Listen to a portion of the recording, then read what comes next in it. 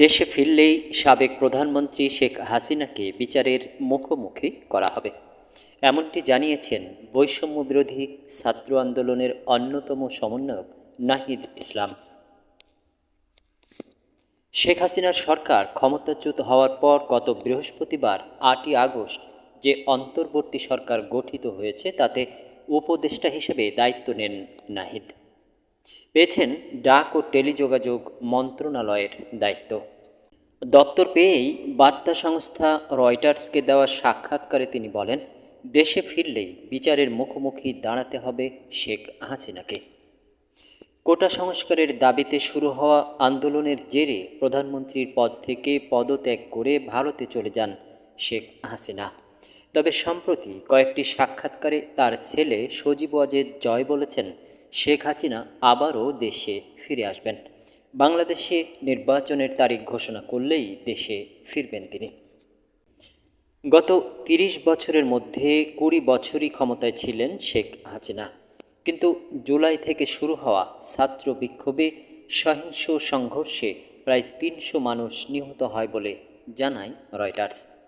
শেখ হাসিনার শাসনামলে সংগঠিত হওয়ায় ওই হত্যার জন্য শেখ হাসিনার বিচার করতে চান নাহিদ। তিনি বলেন, শেখ হাসিনা কেন দেশ ছেড়ে পালালেন তা জানতে আমি খুব ইচ্ছুক। অন্তর্বর্তী সরকারের এই উপদেষ্টা বলেন, তার শাসনামলে হওয়া ও হত্যার বিচার চাইব। এটা আমাদের বিপ্লবের প্রধান একটি দাবিও ছিল। যদি তিনি ফিরে নাও আসেন তবুও আমরা এ নিয়ে কাজ চালিয়ে যাব।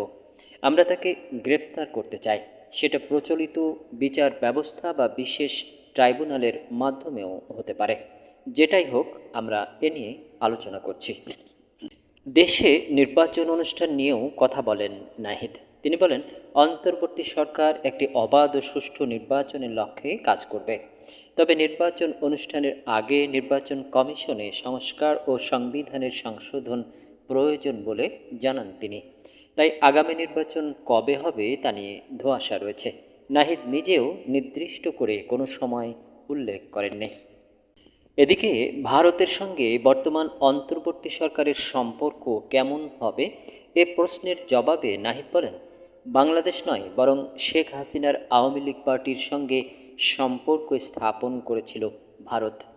আমরা ভারতের সঙ্গে বন্ধুত্বপূর্ণ সম্পর্ক চাই।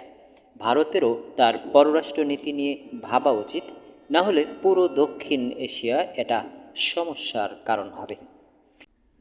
ভবিষ্যতে বাংলাদেশের প্রধানমন্ত্রী হওয়ার ইচ্ছা আছে কিনা জানতে চাইলে তা বাংলাদেশের ওপর ছেড়ে দেন তরুণ এই ছাত্রনেতা।